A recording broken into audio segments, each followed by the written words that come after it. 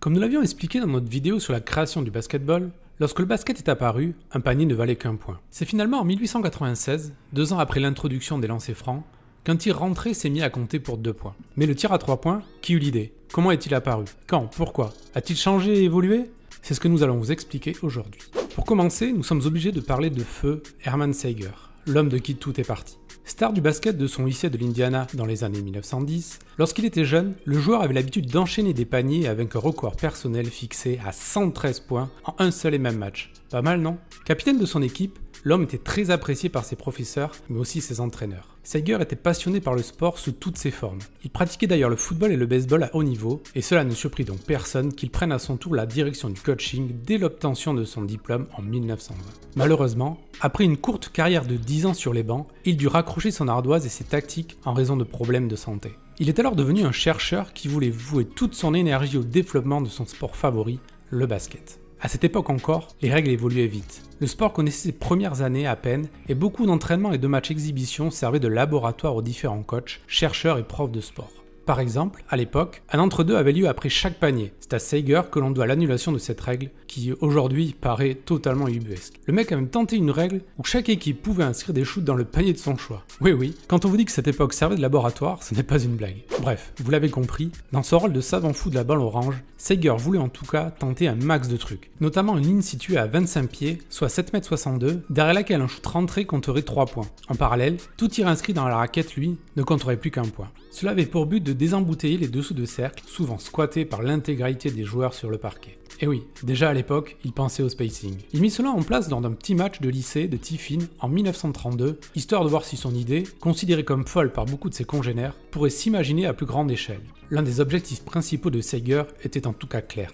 Donner moins d'importance à la taille, prédominante dans le basket de l'époque, et beaucoup plus aux skills, à l'habileté, à l'adresse. Ce que nous explique Ian Martin, l'un des premiers entraîneurs de celui que tout le monde appelait désormais Uncle Herman. Seiger faisait partie de ceux qui pensaient que l'utilisation des jump shots accélérerait le jeu. Quand il est devenu coach du lycée, il s'est souvent plaint du fait de ne pas pouvoir mettre de bons petits gars pourtant talentueux sur le terrain, car il se faisait dominer par des géants qui n'avaient rien d'autre que leur taille. Avec son idée, plus un tir était pris de loin et plus il comptait de points. Cela baissait substantiellement l'impact de toutes ces girafes qui restaient tout le temps sous le cercle. Lors des premiers tests, peu de shoots lointains sont pris. Il est difficile de bousculer les habitudes. Puis 7,62 m, ça fait quand même loin.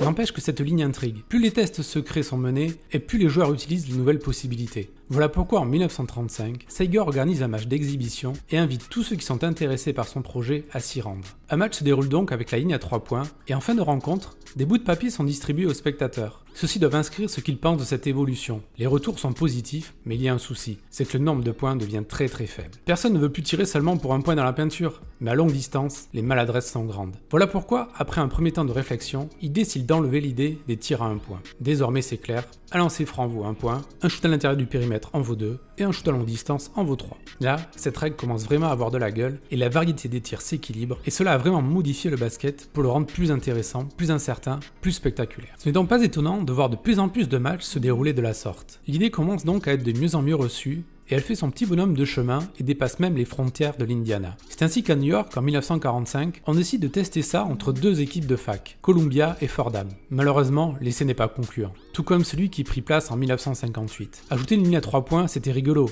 mais selon beaucoup d'universitaires, cela dénaturait beaucoup trop le jeu pratiqué désormais en NBA par des professionnels depuis 1946. Ça semblait donc mal barré pour notre ligne à 3 points. Mais c'est là qu'entre en jeu un autre grand homme, Abe Saperstein, créateur de l'American Basketball League, l'ABL, qui avait pour but de concurrencer la NBA. Pour ça, il avait besoin de se différencier, il avait besoin d'une arme, et cette arme, vous en doutez tous, c'est le tir à 3 points. Lui, au vu des essais qu'il avait fait, pensait que garder la distance de 25 pieds était quelque chose d'idéal. Les 7 autres actionnaires de la ligue, eux, n'étaient pas d'accord. Ils voulaient une ligne plus proche à 22 pieds, soit 6,70 m.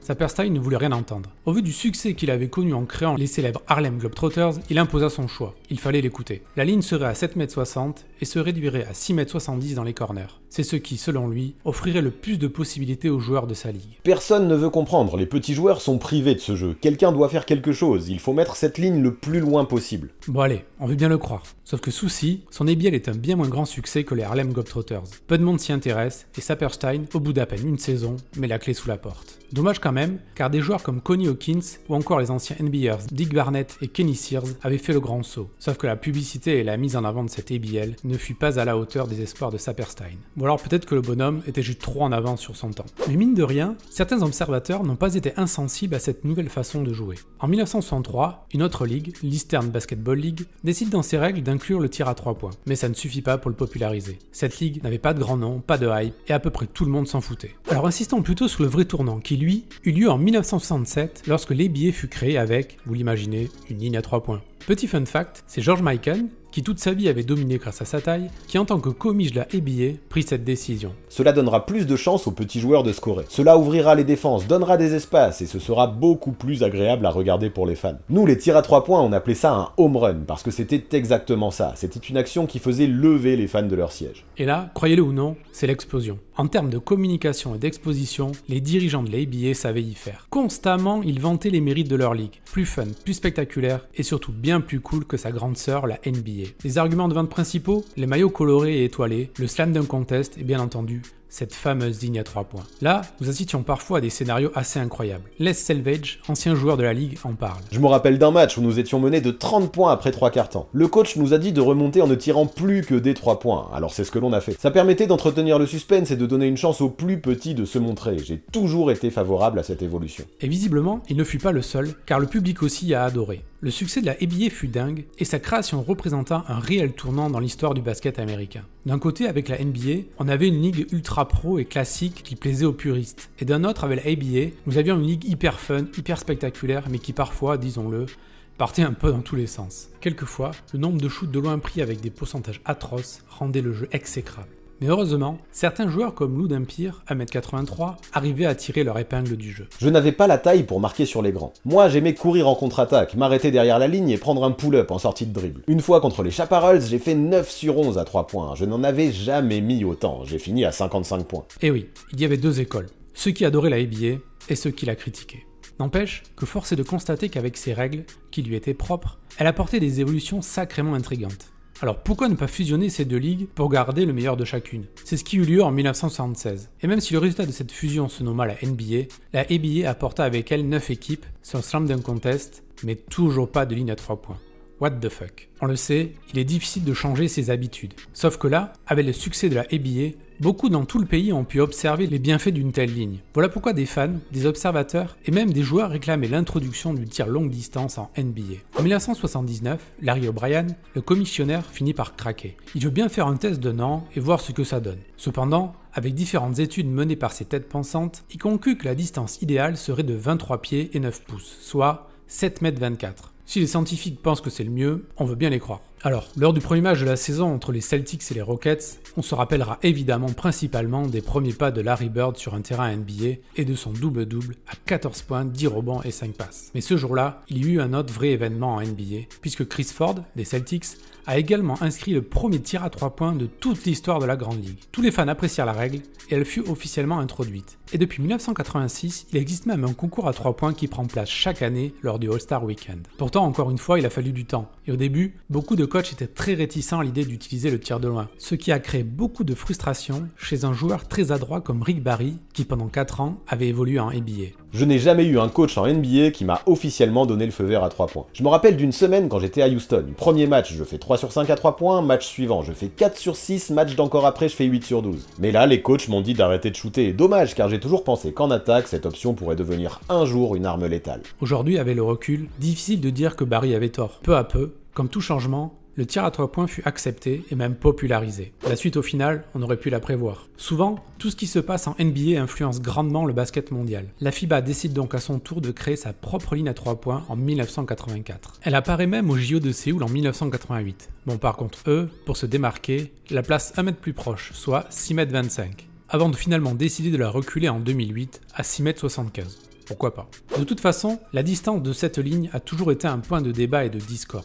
Pour ça, rien de tel que l'exemple universitaire. En NCAA, pendant de longues années, personne n'a jamais réussi à s'accorder sur la bonne distance de cette ligne apparue dans les facs en 1986. De 6,02 m au début, elle est ensuite reculée à 6,32 m en 2008, puis finalement à 6,75 m comme en FIBA en 2019. Mais ne jetons pas la pierre aux championnats universitaires, car en NBA aussi, la distance fut variable. En 1994, la NBA approcha à son tour la ligne de 50 cm, histoire d'uniformiser l'art de cercle et qu'il ne soit pas plus simple de scorer dans les corners. Ce fut un fiasco. Tous les grands se mirent à shooter de loin et beaucoup furent choqués. S'ils savaient ce qui les attendait 20 ans plus tard, mais le plus gros souci provient du manque de spacing. Vu à quel point les défenses devenaient resserrées, il devenait alors plus simple de shooter de loin que d'aller se frotter aux big men dans la peinture. Alors que seulement 11% des tirs étaient pris à 3 points lors de la saison 1993-1994, ce chiffre passa à 18% la saison suivante, puis à 22% à celle d'après, pour une adresse globale qui sensiblement était la même, environ 35%. Cela ne plut pas à David Stern, qui décida de remettre la ligne à sa distance initiale, soit 7,24 m,